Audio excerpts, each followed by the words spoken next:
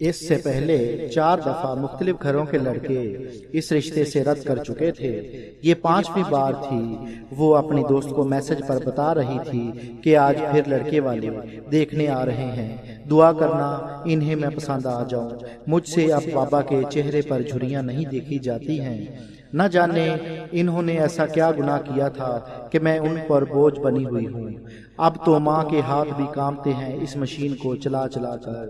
انہوں نے آج تک میرے لیے بہت کچھ بنایا، لیکن قسمت پتہ نہیں کیا امتحان لے رہی ہے۔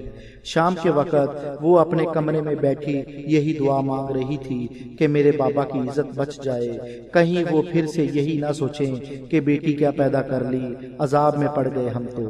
اور وہی ہوا۔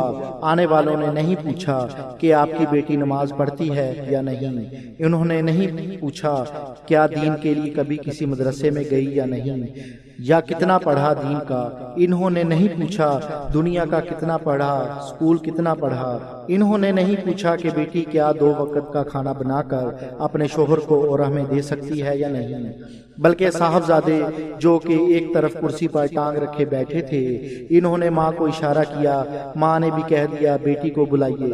اندر سے لڑکی کو لے کر اس کی ماں باہر آئی۔ یہاں شہزادہ چارلس صاحب نے منہ اٹھایا اور باہر چلے گئے۔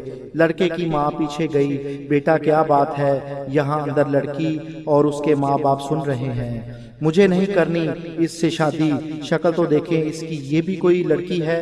لڑکے کا والد معذرت کرتا ہوا وہاں سے اٹھا اور ادھر لڑکی وہاں سے اٹھی اور بھاگتی ہوئی اپنے کمرے میں جا کر دروازہ بند کر دیا۔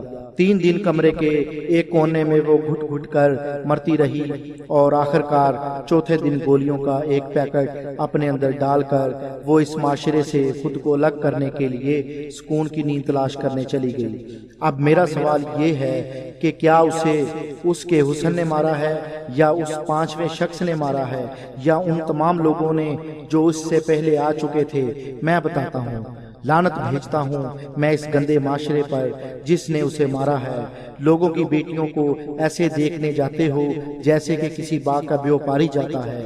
باغ اچھا لگا تو ٹھیک، ورنہ کوئی اور لے لوں گا۔ آپ میں ہم وہ تکلیف نہیں محسوس کر سکتے ہیں جو ایک باپ کے سینے میں لگی ہوتی ہے، ایک ماں کا کلیجہ جب پھٹ رہا ہوتا ہے اور جب اس کی آنکھیں خون بہا رہی ہوتی ہیں۔ جب کسی کی بہن بیٹی کو دیکھنے جاؤ تو اسے شکل سے نہ دیکھو، بلکہ والدین سے پوچھو کہ کیا وہ دین جانتی ہے، کیا وہ میری ماں کو ماں سمجھنے کے قابل ہے، کیا وہ 2 وقت کا کھانا مجھے اور میرے ماں باپ کو دے سکتی ہے۔ اور اگر حسن چاہیے ہے تو میں آپ کو ایک مشورہ دیتا ہوں، جاؤ مغرب میں، وہاں حسن ہے اور وہاں حسن ملے گا بھی۔ باقی حیا شرم دین ان کے قریب سے بھی نہیں گزرا ہوگا، اور ویسے بھی تمہیں کون سا حیا شرم یا دین چاہیے ہے؟ ذرا سوچو، گھر میں جو بہن ہے اسے 5 دفعہ کوئی دیکھنے آئے اور 5ویں دفعہ بھی کہے نہیں مجھے نہیں یہ پسند، تو تم پر قیامت گزرتی ہے، اور تمہیں یاد بھی ہے خود کتنی بیٹیوں پر قیامت گرا چکے ہو۔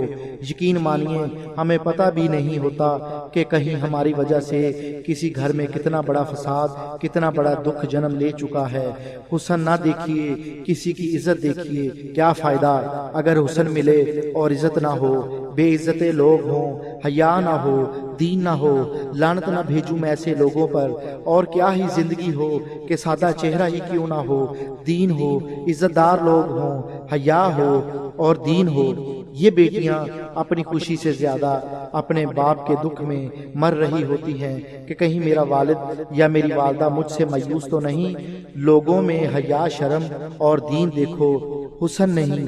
یہ سچائی اگر کسی کو بری لگی ہو تو معذرت خواہ۔ ایک آخری بات عرض کرتا چلوں کہ اگر کبھی کوئی ویڈیو کال، واقعہ، کوئی سچی کہانی یا کوئی اچھی تحریر وغیرہ اچھی لگے تو مطالعہ کے بعد مزید تھوڑی سی زحمت فرمایا کریں، اپنے دوستوں سے بھی شیئر کر لیا کیجئے۔ یقین کیجئے کہ اس میں آپ کا بامشکل ایک لمحہ صرف ہوگا، لیکن ہو سکتا ہے کہ اس ایک لمحے کی اٹھائی ہوئی تکلیف سے آپ کی شیئر کردہ تحریر ہزاروں لوگوں کے لیے سبق آمیز ثابت ہو۔